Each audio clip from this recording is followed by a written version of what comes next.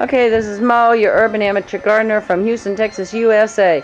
This is my, let's see, this is the April 22nd, 2013. And I'm going to talk as fast as I can. The plants have grown a lot since that February 2013 video. 2 months, it's just amazing. And today I spent a lot of time trimming stuff like herbs and things like that. So some of the stuff is really trimmed down a little bit. Like this oregano right here, which is Italian, Italian oregano. That's trimmed down. I like to keep things kind of bonsai looking. This is a Meyer lemon. We have green onions, strawberries, lemon basil, and this is a pomegranate tree, which I pulled all the pomegranates off of it. There's about 20 on there because it's a first-year tree and I need to let the roots and the limbs grow so that it will produce in the years to come rather than just letting it have some fruit this year. So I've learned my lesson. I ruined a clementine plant by letting it have fruit the first year, and the root ball shrunk and the tree looks atrophied, so I'm certainly not going to do that again. I just learned that you need to pull the fruit off of a first-year tree, and even second year if you can resist the temptation. This is another patio Meyer lemon, and this is a rosemary, a different kind than the native, so I don't know how that's going to grow. These are some plants I made up for a friend of mine, spearmint and a little herb garden in the other one. Parsley, basil, ferns, ruella, esperanza, a whirling butterfly bush. Okay, so that's outside the gate. Now, coming into the garden, as you know, I love that African blue basil. I have so many of those. Here's a nice big one right there. This is lettuce. I think you saw the little lettuce, and I have picked this thing and grown back and picked and grown back and picked and grown back. I also have a couple of tomato plants planted in there, which will before long be growing. Same thing with this red leaf lettuce, Four Seasons lettuce. There's 2 tomato plants and a pepper plant planted in that bed, and that'll grow up and it will either protect the lettuce or eventually the heat will get the lettuce and it will die off. This pot, basil and parsley. I love parsley. This one has 2 pots of parsleys, and they both have a tomato plant in the middle, and you can see the cages, so those tomato plants will be growing up pretty soon. This is bull blood beets and another tomato plant. I've recently cut down pulled off all the outside edges of the beets and things like that. I use them for juice. Oregano, you can see I chopped that one down. See this one over here I haven't trimmed yet. But that's it before trimming. This is it after, but it'll bush out real soon. But it's getting too big over there. And sage, and this is German chamomile. It's beautiful. And oh, it smells so good. And this is that little mandarin orange tree I was telling you about. The poor little thing. I talk to it every day to tell it I'm sorry and please grow. Here we have lemon basil. See, these are grown from seed. They're small. And this is going to be cucumbers in the back there, and in the front is beets, and there's also a red lettuce, summer lettuce growing in the middle there. Another African blue basil. I'm going to have tomato plants everywhere. Those are both tomato plants. This is that bed with the celery. You can see the celery. We have been eating celery from these celery plants for 6 months at least. I pull the outside stalks off and just let it keep growing. And now there's some tomato plants in there and pepper, and you know the basil, the bees from the basil's going to pollinate those. And here, this bed, I had turnips in there, but the turnips got so filled with aphids, I decided just to pull them out, and I sprayed the rest of plants that had aphids with like a soap and water solution, and I think that problem is under control now, and I see a lot of ladybugs around too, so hopefully the soap thing I sprayed and the ladybugs will take care of the aphids. This I have yard-long beet planted and winter savory, or summer savory, excuse me. And there's also some Swiss chard in there, which I took all the leaves off of today. Yesterday I also picked all the outsides of the lettuce leaves. Like this has lettuce and beets in the bottom of the pot with the African blue basil. And this here is the garlic, which yesterday I pulled up 4 bulbs of the garlic because the tops are flowering, and I think that's when you're supposed to pull it up, but I need to read up on it a little bit. Either I think when they flower or when the tops die, then you pull the garlic up. This was planted in the fall, and just some other little small things growing when I find it around the yard. Here in the compost pit, accidentally, of course, grew a couple of nice tomato plants, which has fruit on it already. 2 tomato plants, and this is a fig tree growing from some clippings from the fig tree. I just stuck it into the dirt, and some of them are growing, and that's more tomato plants growing. I'm going to thin that out. Excuse me. Jasmine, which I'm going to train to go up. It's a yellow jasmine. I'm going to train it to go up on the other side of the fence to invite the bees in. And this is kale and beets, and you can see that big beet right there. Let me zoom in. There we go. That is a cylindrica beet. They're really long, but that one's huge. Anyways, first year growing them, I really like them. I'm going to grow them again. The beets are all things that I planted back in November, except for the bull's blood beets, which I planted, I think, in February. This is a Republic of Texas orange tree, which is supposed to do really well in this climate, and I'm hoping that that'll produce for years to come.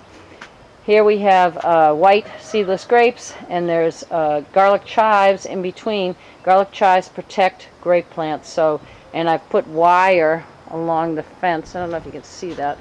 Let me see. I think you can, yeah. See, I've put screws and galvanized wire on the fence so that as the grapevines grow, I will attach it to that. And here we have lots of strawberries. This time I moved the strawberries and planted them over here, and you can see they're spaced better, and they're doing so much better. You have 4 little plots of the strawberries, and this year we bought some Chandler, an Ozarka Beauty, and I had a lot from a friend gave me some plants, and they're also doing well. So all the strawberry plants are doing well. This is a red flame grape that I got at Home Depot.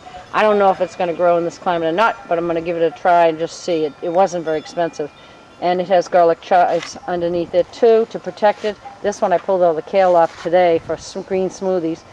Tomato plant in the center. And this is a little fig tree growing. It was growing at the base of the other fig trees, and I chopped it off and put it in its own pot, and now it's growing. And this, I love this thing. This is a 3-in-1 apple tree.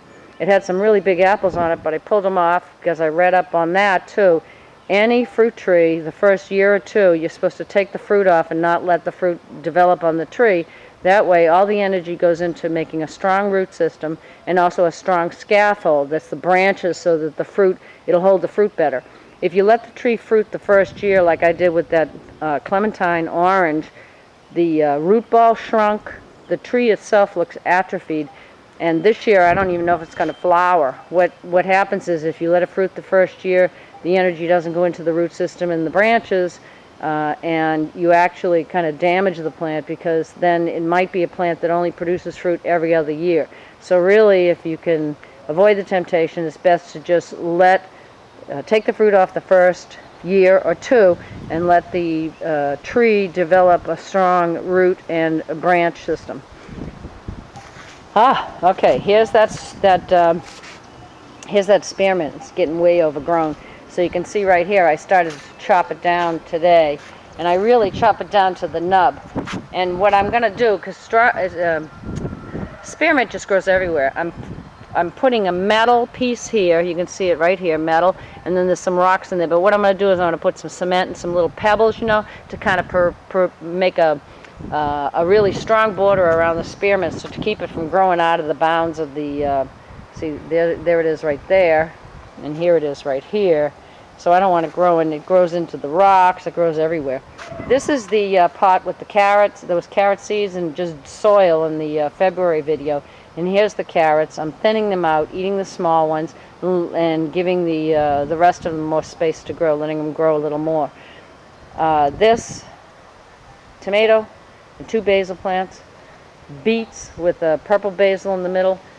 I took I bought 2 legacy blueberry plants which are in this bed with the high bush and the rabbit eye, and I put them in separate pots. I had bought those from Home Depot, but I got up in the middle of the night one night thinking, oh, that's too crowded, I gotta move those. So the next day I moved them. And here you can see, let's see, how close can I get there? You see those blueberries? They're so pretty. Oh my goodness. Again, if you're gonna grow fruit like apples and blueberries, you need to check into chill hours, how many chill hours the plants need. These plants all need low chill hours because we live in Houston, Texas, and they're either 150 to 200 chill hours, so they will fruit because the chill hours are so low. This is basil and beets and tomato with basil and beets again. And there, even these little legacy plants, which are so small, still have some blueberries on them. We'll see how they do. Those are Home Depot plants. This is the Santa Rosa plum tree. It had a lot of plums on it. This is its second year. It's the first year that it fruited, but I took the plums off because I really want it to be a strong tree, and I want it to be a productive tree. And it's going to be, because boy, it had a lot of fruit on it. This is grapevine. Oh, wait a minute here. Let me just check these blueberries out. Wow, amazing. I love blueberries. Okay, so this is a white seedless grape, which I bought in Schulenburg, Texas. And it has, I don't know if you can see how many, but it has so many like grapes started. See, these are all, you know, grapes everywhere. There's some right there. Where are they? There they are. I mean, it just has, look at that. I mean, amazing. So many grapes, you know. So it has a lot of grapes. And this is a small grapevine with more strawberries on the bottom. And these are some of the ornamentals. That's ginger, but it's ornamental ginger. It's real pretty, apricot and white. And this is a bougainvilleas, ferns, more yellow jasmine, ornamental ginger. And here's the fig trees. They're starting to leaf out with oregano down below. And this is, I love this, this is a 3-in-1 plum tree. And they are all plum trees that fruit in this area. And Mexican marigold, citrus, nasturtium, esperanza. Oh geez, so many things. Here, let me just, the mountain laurel. This is the Texas star hibiscus. I have euthanasia, is that what it's called? You know, that it's the stuff you take for colds. That's growing. So in the middle here I have a lot of like herb type plants, citrus, ornamentals. I'm not gonna put all those okra and peppers in the center of it this year. And see, there's a shot of the all the pots by the gate, and you can see that stuff over there. Ruella. Oh, I have one more thing to show you, which is these. Oh, here's some lettuce. These are almost done. These are full with lettuce. This is a bed. All 4 of these beds had black covers on them. A couple of the beds had aphid problems. So once I pulled up all the plants, I put these black covers on so that to heat up the soil and to kill any insects or microorganisms that, you know, are harmful to the plant. So once, you know, they've been on there a few weeks and the sun has baked them a little bit, and it doesn't affect the earthworms at all.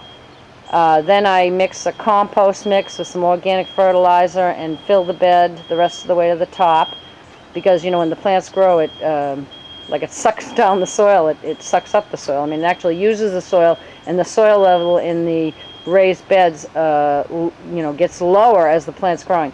So now this is baby plants, and this is just planted, I don't know, like 2 weeks ago, maybe not even that much. There's okra plants growing, baby okra plants. There's burgundy okra. There's pepper, lettuce. Got a couple of pepper plants and a lot of okra in this one bed. Rosemary's doing fine. You can see the tomato cages. I'm getting ready to plant some tomato, okra, and pepper in these 3 beds here. This was that experiment. Let me see if I can back up a little bit. This was that experiment. I did I put the dewberries on a wall, and they did just fine. My husband's picked a lot of them and put them in the freezer. So that's good gosh, I've been talking too long already. So, you know, just know that, and seedlings and a new Meyer lemon plant I'm going to plant on the other side. I got parsley and ginger in the atrium. So that's all for now. Happy gardening from your amateur gardener from Houston, amateur urban gardener from Houston, Texas, USA. Thanks.